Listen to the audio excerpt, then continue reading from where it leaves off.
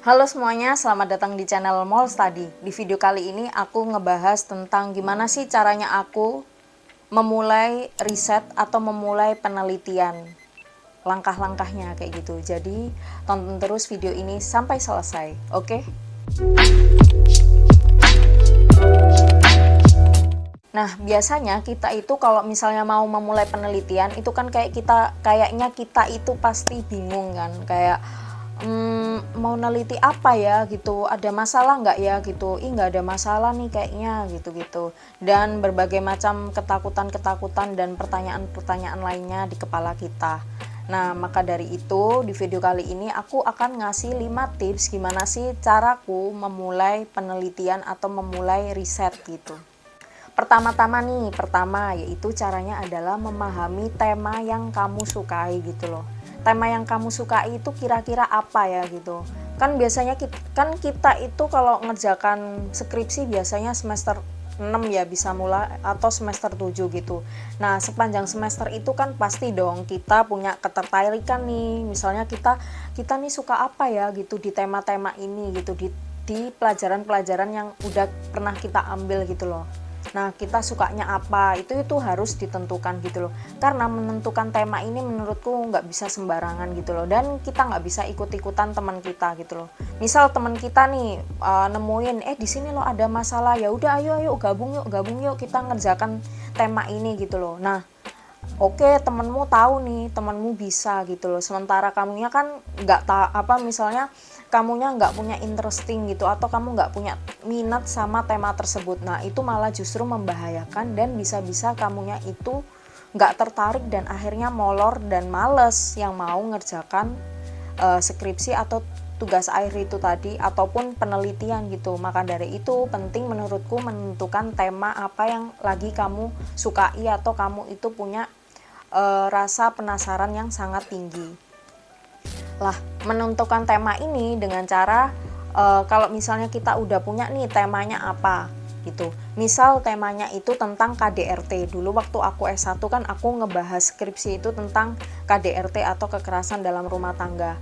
Nah, KDRT itu aku pelajari betul-betul gitu loh. Misalnya kayak undang-undangnya apa sih, terus pengertiannya apa sih KDRT itu. Terus yang dimaksud KDRT, perilaku KDRT itu seperti apa aja kayak gitu-gitu. Itu aku bener-bener kayak pelajari gitu, kayak aku baca semua literatur yang ngomongin tentang KDRT gitu loh, karena biar aku paham dan aku punya gambaran gitu loh, kira-kira nanti itu aku mau ngerjakan apa dan aku mau nulis apa kayak gitu. Nah, tips kedua adalah mencari masalah. Nah, mencari masalah ini caranya adalah bisa dengan kayak ngelihat isu-isu terkini gitu, isu-isu yang lagi muncul saat ini atau yang ada di sekitar kita gitu. Ya nggak apa-apa, masalah apapun itu ya udah gitu loh. Pokoknya kita catat lah, ada di KDRT itu ada masalah apa aja sih gitu. Itu kita catat semuanya masalah-masalah itu gitu. Nah, nanti masalah-masalah itu tadi itu kayak bisa kita pilih gitu loh, mana sih yang kira-kira itu cocok sama maunya kita gitu loh. Jadi kan masalah itu sebenarnya banyak kan, tapi kan kita nggak mungkin ya bisa menyelesaikan semuanya, atau kita itu punya tertarik untuk nyelesain masalah tersebut. Makanya penting untuk kalian untuk catat nih masalah-masalah apa dan pilih kira-kira masalah mana yang cocok sama kalian dan kalian itu punya interesting untuk oke deh aku mau memecahkan masalah ini gitu, atau mau nyelesain masalah ini kayak gitu. Jadi jangan lupa untuk cari-cari masalah dulu dan dicatat, habis itu nanti pilih yang paling kalian bisa untuk ngejawab itu gitu. Nah, yang ketiga adalah pasti udah pada tahu dong, yaitu cari penelitian terdahulu atau tulisan-tulisan terdahulu yang berkaitan sama tema yang kalian pilih gitu. Nah, cari-cari penelitian terdahulu ini macam-macam. Kalian bisa baca-baca dari jurnal, atau kalian bisa baca-baca dari skripsi, tesis, disertasi, dan banyak semuanya literatur yang bisa kalian baca untuk kalian jadikan pedoman kayak gitu. Jadi jangan lupa untuk baca penelitian dahulu gitu. baca penelitian terdahulu ini menurutku bukan hanya nanti biar nggak ada kesamaan ya sama penelitian sebelumnya gitu, tapi juga bikin kalian ngerti gitu loh, kira-kira mana nih yang masih kosong kayak gitu, yang bisa kalian teliti kayak gitu. Jadi menurutku penting untuk baca-baca juga literatur-literatur yang dulu-dulu yang berkaitan sama penelitian kalian kayak gitu. Nah, yang keempat itu adalah menurutku menentukan riset penelitian atau menentukan riset gitu. Menentukan arah riset gitu loh. Kalian itu nulis ini mau belok kanan atau mau belok kiri kayak gitu. Nah, menentukan arah penelitian ini juga bisa mengacunya adalah ke kalian setelah baca-baca literatur itu tadi. Kan kalau misalnya kalian itu udah baca tulisan-tulisan terdahulu, pasti kan kalian kayak muncul ide 1, 2, 3 gitu. Nah, menurutku ketika muncul ide itu tadi, itu bisa dijadikan pijakan untuk kalian menentukan arah penelitian ini maunya belok ke kanan atau ke kiri sih gitu. Nah, dulu aku tuh pernah dikasih tahu sama dosen aku kalau mau melakukan penelitian itu kemungkinannya itu ada 2 gitu. Kalian itu bisa kayak melanjutkan penelitian seseorang gitu. Jadi ada penelitian tentang A, ya udah kalian lanjutkan jadi A1, A2, A3 kayak gitu-gitu. Ada juga penelitian yang isinya itu kayak mengkritik gitu loh, atau oh ini tuh misalnya ini tuh nggak sesuai gitu, sekarang tuh ada tawaran baru yang kayak gini kayak gitu. Nah itu kalian bisa pilih gitu, yaitu yang aku tadi maksud, kayak kalian itu arahnya mau belok kanan atau mau belok kiri, kalian mau melanjutkan penelitian seseorang atau kalian mau mengkritik penelitian tersebut kayak gitu. Jadi intinya menentukan arah ini penting untuk langkah-langkah dalam penelitian kalian. Nah, yang kelima nih yang terakhir, yaitu adalah bikin timeline riset atau kita bikin kayak waktu riset gitu, apa aja langkah-langkah yang mau atau yang akan kita lakukan gitu. Karena menurutku bikin timeline ini juga membantu kita untuk manajemen waktu dengan baik gitu. Kalau misalnya kita nggak punya timeline waktu, kan kadang ada ya kayak penelitian itu harus bikin timeline waktunya, timeline risetnya itu mau segimana atau mau seberapa lama. Tapi kan kadang ada yang nggak disuruh ya, kayak bikin jadwalnya itu kapan-kapan gitu-gitu. Nah menurutku bikin timeline ini penting gitu, membantu kita untuk disiplin sama project kita itu tadi, dan manajemen waktu kita itu baik. Nah biasanya kalau waktu awal-awal itu, waktu bikin timeline penelitian itu aku ngebagi menjadi tiga langkah-langkah gitu. Nah, poin pertama adalah cari datanya dulu. Cari data ini menurutku data-data kayak literatur ya, kayak misalnya buku-bukunya itu ada nggak, terus buku-bukunya itu sulit nggak gitu.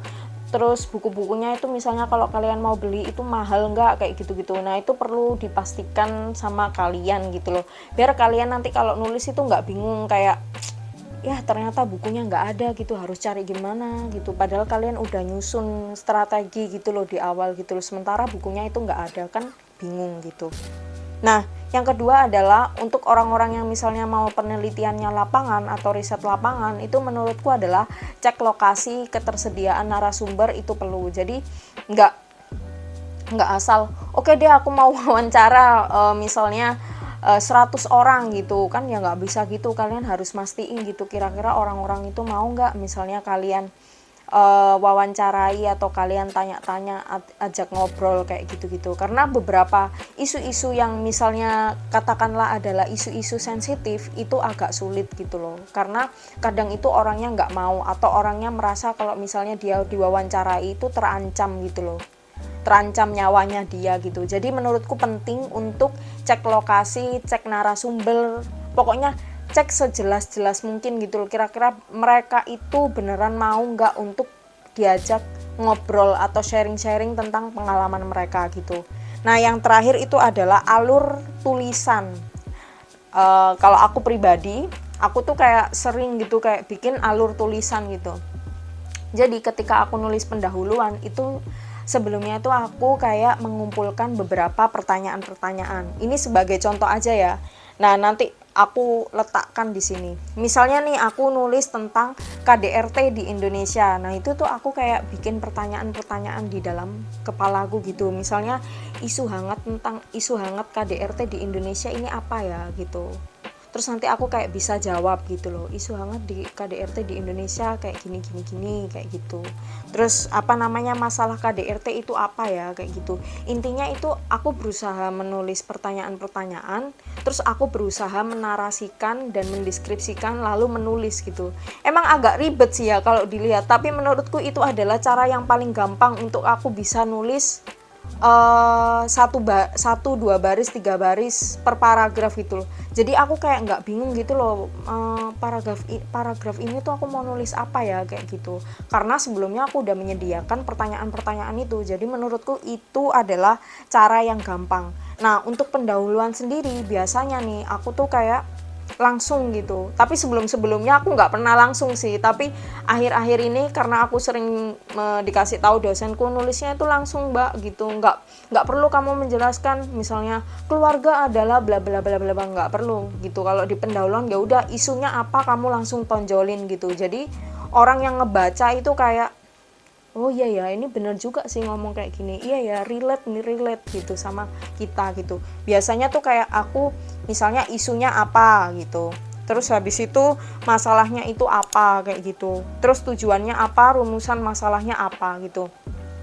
Mungkin setiap orang akan punya cara yang beda-beda ya gitu, tapi menurutku cara ini adalah cara yang ampuh buat aku untuk selanjutnya gitu loh, untuk menulis di kedepannya gitu loh. Karena kalau misalnya kita mengumpulkan banyak pertanyaan terus kita kayak oke, aku tahu jawabannya ini dan dinarasikan, itu menurutku jauh lebih gampang gitu loh, jadi jauh lebih gampang ketika kita itu mau nulis setiap paragrafnya gitu loh, daripada kita kayak cuma bikin garis besarnya aja gitu loh. Misal satu paragraf ini mau ngomongin tentang KDRT di Indonesia gitu. Menurutku ya KDRT itu apa gitu loh, terlalu luas gitu loh, terlalu banyak gitu loh. Kalau misalnya kita jabarin satu-satu isu KDRT itu apa aja ya, kenapa kok bisa dibilang KDRT ya ini, itu menurutku lebih gampang gitu loh. Memang sih kelihatannya agak rumit gitu, tapi kalau misalnya kalian mau coba dulu aja gitu. Nanti kalau misalnya satu atau dua kali tulisan itu udah dicoba, nanti lama-lama akhirnya terbiasa untuk bikin alur penulisan itu yang modelnya kayak aku tadi kayak gitu. Oke, cukup sekian video kali ini tentang gimana caranya aku menulis riset atau aku memulai riset itu gimana cara-caranya. Kira-kira 5 tips tadi bisa kalian dengerin dan kalian catat. Semoga video ini membantu kalian yang sedang lagi mengerjakan tugas akhir gitu. Semangat buat kalian yang mengerjakan tugas akhir gitu. Semoga video ini membantu kalian dan memberikan semangat. Dan jangan lupa komentar di bawah kira-kira kalian minta dibikinin video apa lagi, dan tanya-tanya di bawah juga boleh gitu. Sampai jumpa di video berikutnya dan ya, dadah.